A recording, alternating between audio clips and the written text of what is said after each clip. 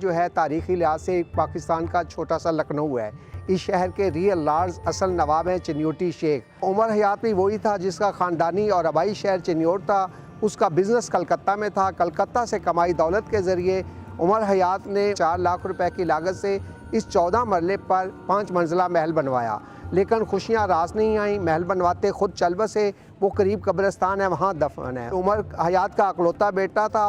बाप के मार जाने के बाद उसके बेटे की माँ ने चाहा महल में खुशियाँ आ जाएं। इंतहाई धूमधाम से एंटीक नोयत की शादी की। अपने ही वलीमे वाले दिन इसी महल में बने बाथरूम में नहाने गए। वहाँ सर्दियों के दिन थे।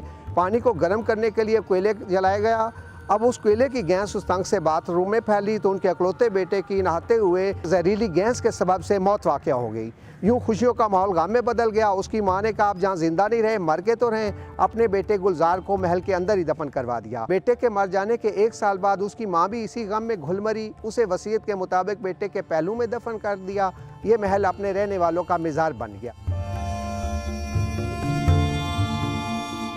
हमें ये लिखा हुआ मिलता है कि जी उन्होंने जो लकड़ी थी वो बर्मा से दरामद की। किसी टाइल को अगर उसका मुशाहिदा करें तो उसके ऊपर आपको मेड इन जापान और मेड इन इटली के अल्फाज नज़र आते हैं। और अगर आप अब भी देखें तो उन टाइल्स के अंदर वो रंगीनी, वो रोशनी और वो चमक इतनी शानदार है कि 100 साल गुजरने के बावजूद वो अपनी जगह पर कायम और दायम है। ये मिरर जो है ये भी बाहर से मंगवाए थे क्योंकि उस ज़माने में हमारे यहाँ कलर मिरर का रिवाज नहीं था। चिन्योट के लोगों के लिए ये एक उस ज़माने में जब बेरोज़गारी थी, लोगों के करने को काम नहीं थे, तो उन्होंने एक इस तरह की बिल्डिंग बना के मकामी लोगों को रोज़गार के मौके भी फराहम किए। चूँकि यहाँ पर माँ और बेटे दोनों की कब्रें थीं, इसलिए जो शेख बिरादरी के लोग थे उन्होंने इस महल को अडॉप्ट करने से इनकार कर दिया। एक कंसेप्ट ये डेवलप हो गया कि जी ये मनहूस है, ये हॉन्टेड हाउस है, यहाँ पर जो है वो जो भी रहेगा वो जान से चला जाएगा। बिल्डिंग बंद कर दी गई, ताले लगा दिए गए और 1940 के बाद ये बिल्डिंग जो थी वो फिर यहाँ पे एक आर्फन हाउस जो था उसके लिए कोशिशें हुई। 200 बच्चों की ज़रूरियात को पूरा करने के लिए इस महल के अंदर अमेंडमेंट्स की गई। यहाँ पर तकरीबन 8 के करीब वाशरूम्स बनाए गए।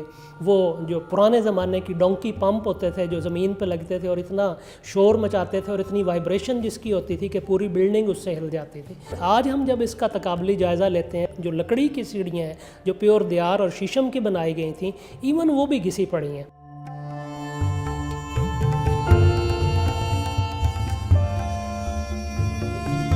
ये डिस्ट्रिक्ट गवर्नमेंट के ज़ेरे इंतज़ाम है। सबसे पहले 1990 में इसे रेनोवेट की गया, फिर 2005 में हुआ, उसके लास्ट में 2014 में इसकी मुरम्मत करवाई गई।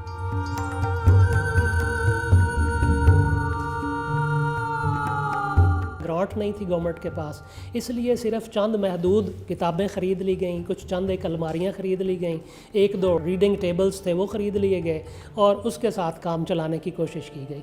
अगर गवर्नमेंट ऑफ पंजाब इसको अडॉप्ट करे और प्रॉपर इसकी यूटिलाइजेशन करे तो ये बिल्डिंग जो है एज ए लाइब्रेरी और एक आसार कदीमा की बिल्डिंग के तौर पर बहुत ज़्यादा इससे मुस्तफ़ीज़ हुआ जा सकता है।